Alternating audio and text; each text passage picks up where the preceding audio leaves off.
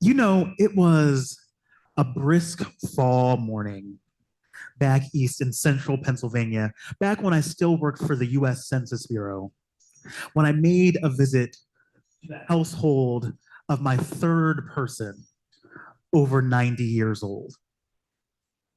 Now, the samples in US Census statistics are always random, right? And so I knew one thing: people in central Pennsylvania lived really long lives.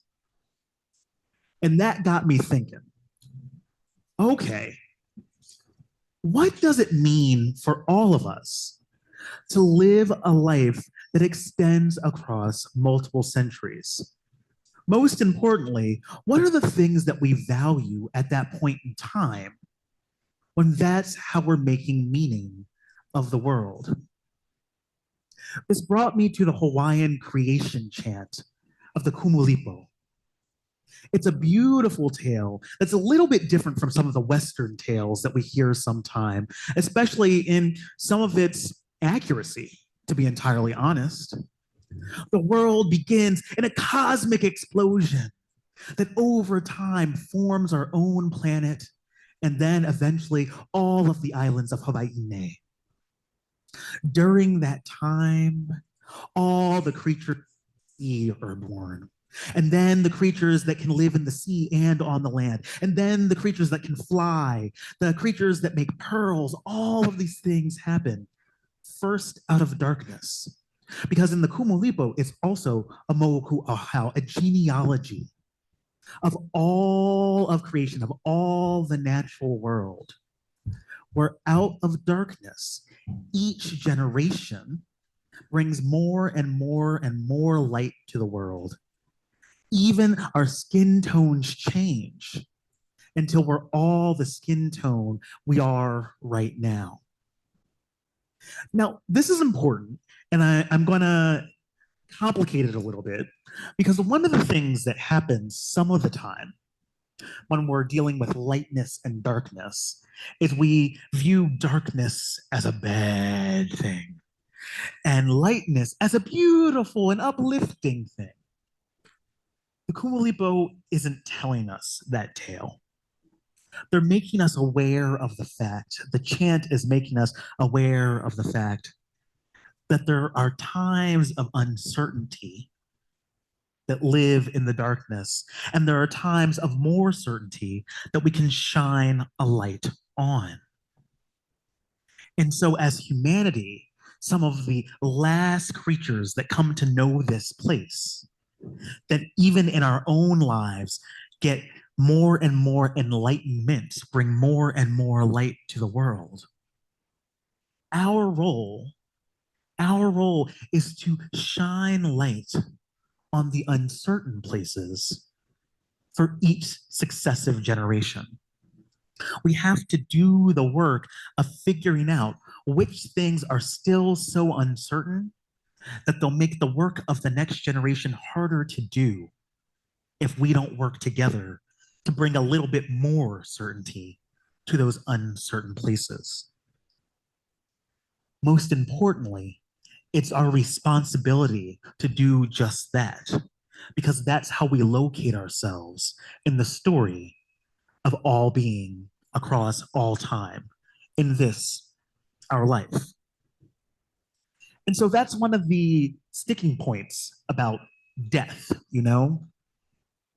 It's that it's so uncertain.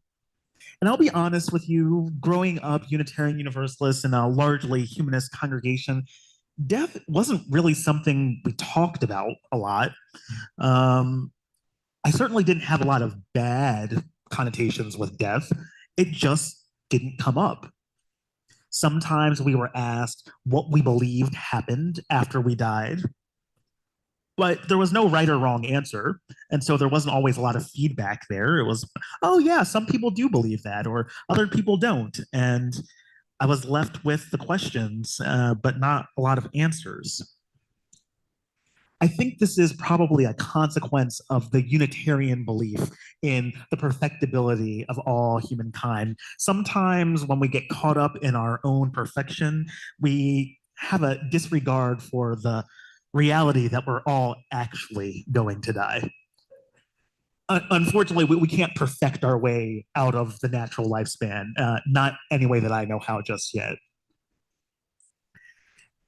And so here's the thing about death: death makes sure that we prioritize things. We prioritize things mostly because life is finite. None of us knows truly exactly how much time we have. So we have to figure out what we're going to do with the time that we do have. Sometimes that's a moment to moment or a day to day decision. Sometimes we can make long range plans. I sometimes like to bring in here at this point that, you know, the divine laughs at us when we're making plans. I think one of the most confusing parts for me about death growing up UU was the utter astonishment I had about its finality. You go to sleep, you wake up, you go to school, you graduate from school, but when you're dead forever. Or at least the working framework I had with at the time told me. And that just kind of blew my mind. There was nothing else in my life that was simply forever. And it helps us learn something. And I've quoted him before, the Reverend Dr. Forrest Church, who died many years ago at this point, talks to us about even in that finality of death, there is love after death, even if we don't know if there is life after death. We know that we're able to love people long after they've left this plane of existence to wherever they go next. I don't know. I don't have a strong need to know. If you do, let's talk. We'll figure it out together.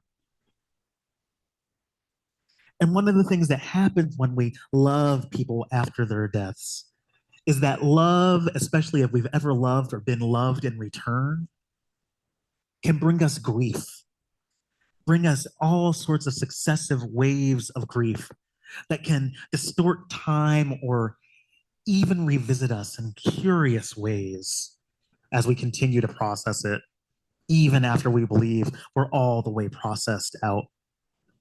So, for example, my cousin who was killed while sleeping on a park bench is permanently 9 years old in my memories. He's 9 years old because that's the time when we used to go Black Friday shopping, and he used to steal every small electronic device he could get his hands on. He would keep them just until we got home and then give them out to the rest of the cousins like a Puerto Rican Santa Claus who just couldn't wait to share all of the joy that he had misbegotten. I can no longer remember the sound of my grandmother's voice.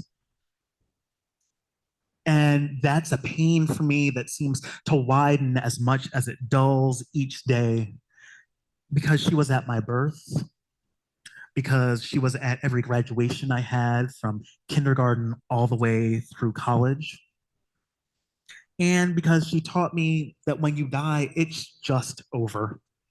I remember that conversation clear as day when I was about 10 years old. At her own funeral, though, she didn't go to a church. The funeral home director reminded us that she was just sleeping, waiting for God to reawaken her. And the theological whiplash of that moment that was so incompatible with what I know she actually believed still bounces around in my head nearly a decade later. And the only carnival goldfish I ever managed to keep alive for 9 months till I got busy with high school and stopped cleaning the tank regularly. I still wonder how goldfish respond to the conditions that they encounter. I wonder what concerns the goldfish has at the end of life. He was the only pet that I ever named. I named him Fish. Clever adolescent that I was. And you know what? I miss him too.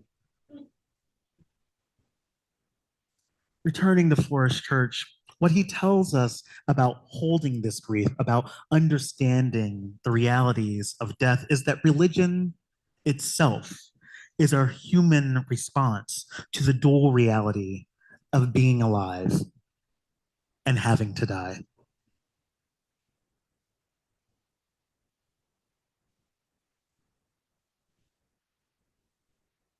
A reading by the Reverend Sean Neil Barron, A History of Church, including yours. One day, your church was born. Maybe it was a gathering of saints called together for the common worship of a wrathful God, ceaselessly praying between bouts of decrying the evil of Christmas or dancing. Or maybe a few brave souls answered a notice in the newspaper, curiosity piqued by the announcement of a religion where free thinking and tolerance were bedrocks. No matter how it happened, your church was born. A gathering of people, humble, caring, anxious, and quirky, all at the same time, who covenanted to be with one another on the journey of life, death, and everything in between. And so it began, a faithful few, beautifully imperfect, called to that central task, the human task of connecting, loving, and serving.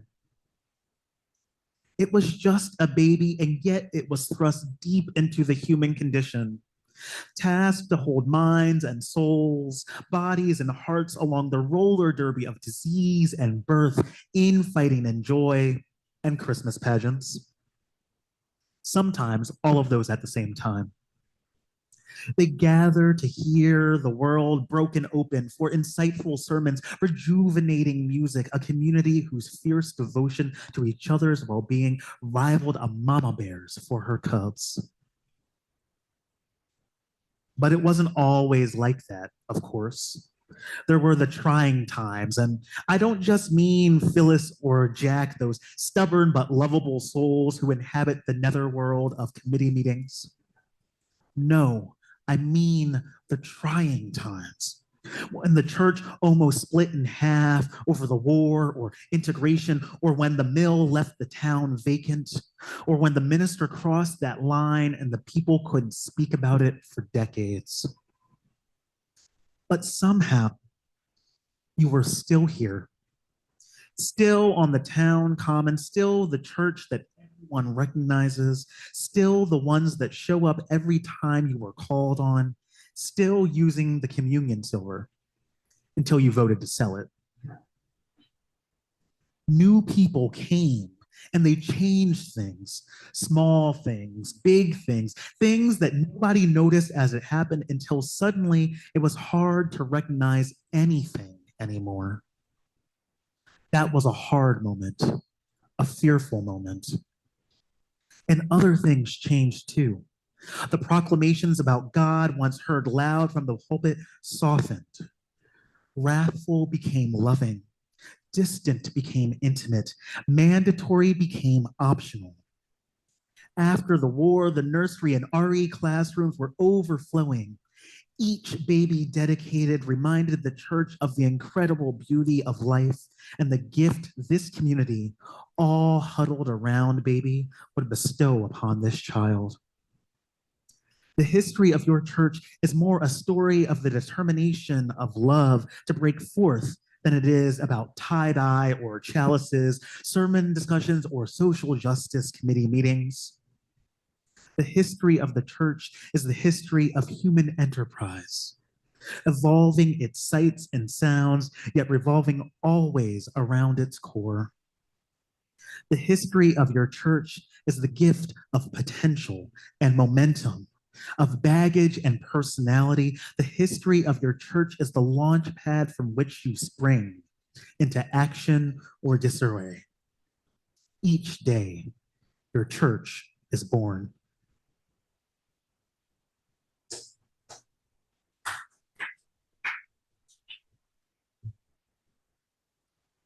This church is born each day. And each day we begin again separately and together. Because mortality, our monthly theme, is more than the fact that we will die. It is the organizing framework we use to prioritize how we live. Religion, on the other hand, is the process we use to make values based decisions about our lives. So, mortality is the great story arc that we fit into. And religion helps us figure out how to use the time that we've been given, uncertain yet finite as it is.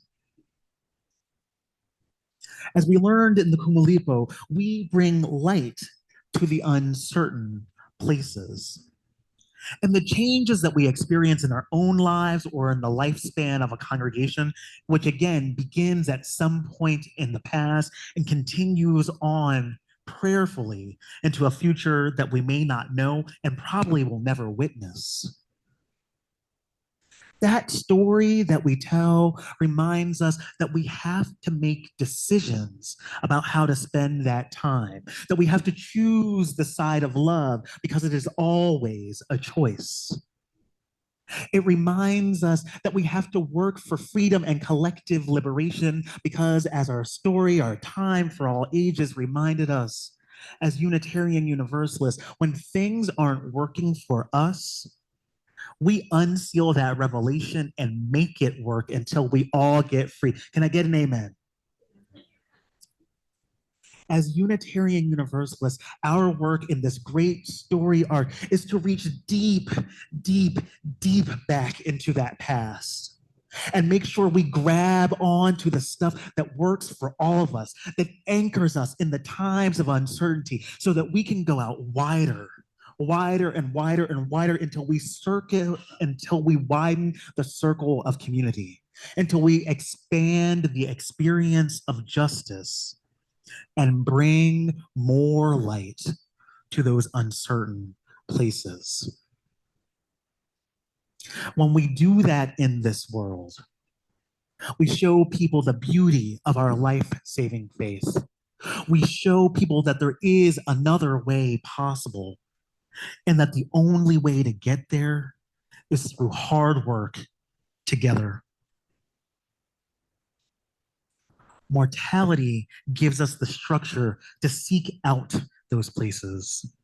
And religion helps us prioritize the order in which we visit them. I pray that top of our list is always where the people are most in need of love, justice, compassion, and yes, joy. This story that we tell, this, our life that we are creating together, is about death and it's about the meaning that we make of those stories through religion.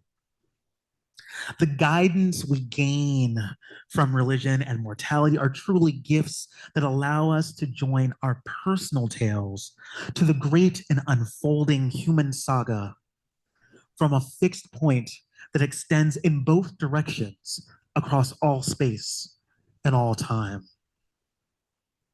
It expands towards an uncertain past and an unknowable future, a conclusion that we hope will be joy and justice.